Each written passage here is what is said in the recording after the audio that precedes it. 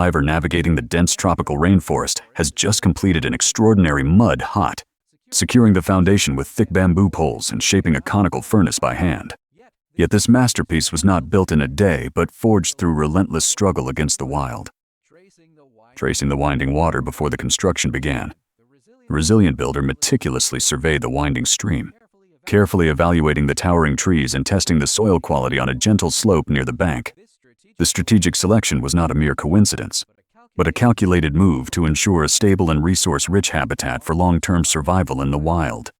Clearing the wild jungle, dropping his heavy canvas pack, the determined survivor drew his machete to aggressively hack through the dense ferns, carving out a small standing space on the steep slope. This brutal deforestation was not just about making room, but declaring his dominance over the untamed wilderness. He adjusted the sheath at his waist and continued to tirelessly trim the edges of the weeds, revealing dark soil beneath the chaotic foliage.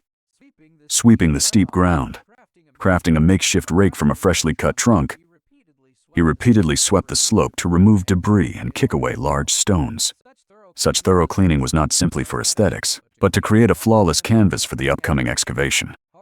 Harvesting the solid timber, identifying a tree with the perfect thickness and hardness, the resourceful builder chopped it down, stripped the canopy, and dragged the 2-meter log toward the riverside clearing.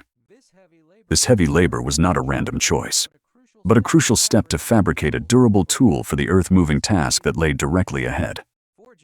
Forging the heavy tool standing on the rocky beach, he meticulously shaved the wooden handle into a cylinder and repeatedly slammed it against the stones to lock it tightly into the metal shovel head. This precise assembly was not just about fixing parts, but ensuring the implement could withstand the grueling soil excavation.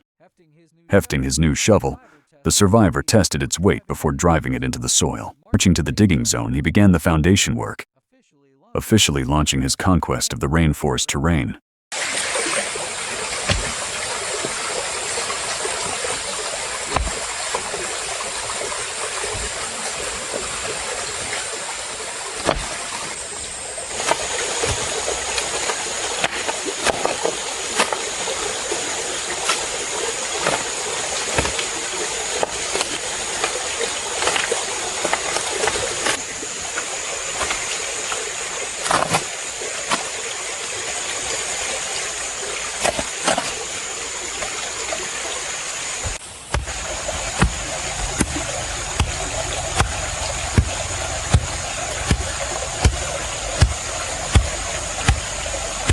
Transporting the green bamboo, shouldering several meters of vibrant green bamboo along the winding mountain path.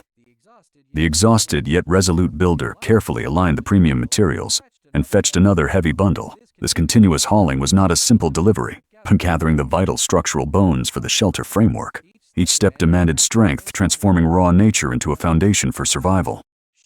Shaping the precise joints, measuring the long bamboo with the tape measure, he smoothly saw the trunks into sections and crafted perfectly rounded mortise and tenon connections. Such meticulous processing was not just about cutting wood, but creating a self-locking system that requires no external fasteners. Erecting the thick pillars, the builder lifted the heavy green bamboo columns and inserted them vertically into the foundation pits with steady precision. He seamlessly locked the crossbeams into the precisely carved notches, creating a self-supporting structure. This assembly was not just raising poles, but establishing the clear spatial framework of the camp with remarkable stability. Framing the sturdy roof, straddling the crossbeam, the skilled craftsman hoisted another long pole to form the roof ridge, moving back and forth to secure every single rafter. This elevated operation was not merely covering the top, but establishing a robust skeleton to bear the future weight of the eco-roof.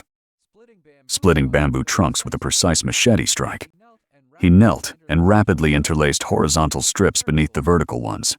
This rapid weaving transformed raw timber into expansive sheets for wall coverage, showing his skill. Layering the waterproof cover, carrying the massive bamboo mats to the hut, he pushed them together at the ridge and spread a striking black plastic sheet evenly across the green canopy.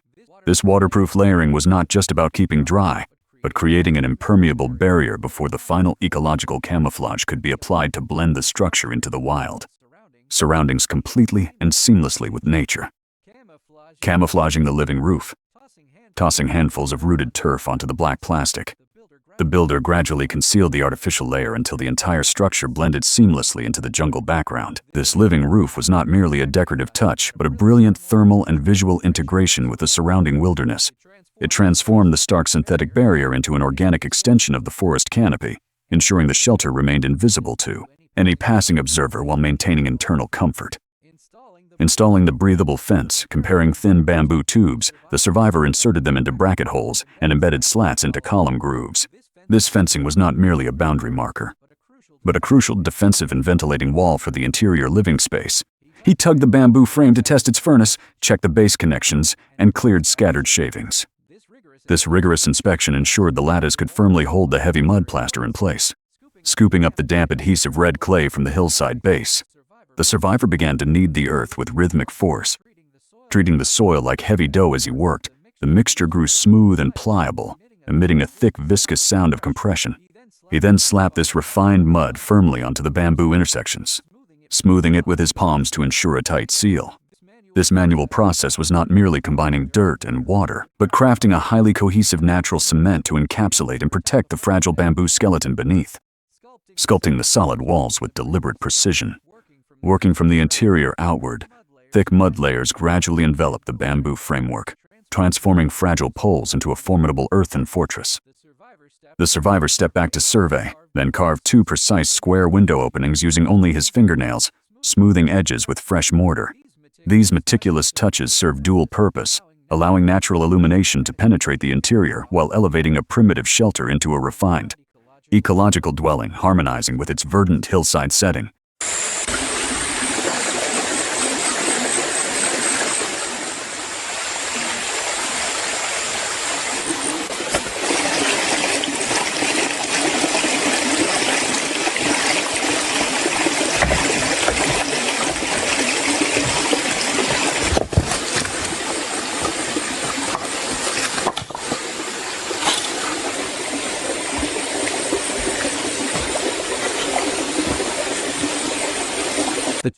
The tool returned an empty string, which means the word count is within the target range.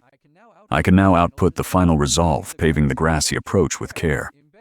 Embedding the final flat rock to complete the main staircase, he carefully pressed wild grass into the bare slope below, gradually replacing the barren yellow earth with a vibrant green carpet that spread across the terrain. This thoughtful landscaping effort served purposes beyond mere visual appeal, as it utilized the deep root systems to permanently stabilize the loose soil against the erosive force of heavy rains.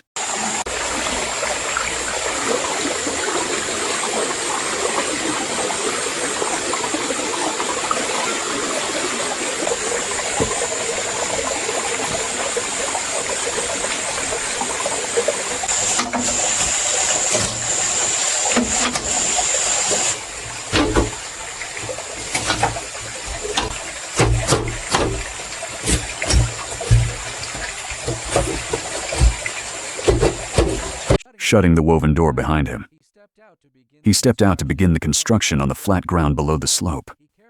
He carefully measured precise intervals before lashing 3 bamboo poles together into a sturdy tripod. With meticulous care, he wove a fine grid between the uprights, his eyes narrowing to ensure perfect spacing and structural integrity. This outdoor structure was far from random. It stood as a complex, multi-layered framework, deliberately engineered for future utility and lasting strength. With the bamboo tower framework finally complete, he tied an intricate decorative knot at the very summit, carrying a massive lump of straw mixed clay to the base. He began shaping the furnace, carefully smoothing the walls upward and leaving a precise arched firebox opening. A circular mold was fixed at the top to define the chimney, reinforced heavily with thick mud. This earthen stove was not merely a simple cooking spot, but a highly efficient thermal engine equipped with a dedicated draft system for optimal heat retention.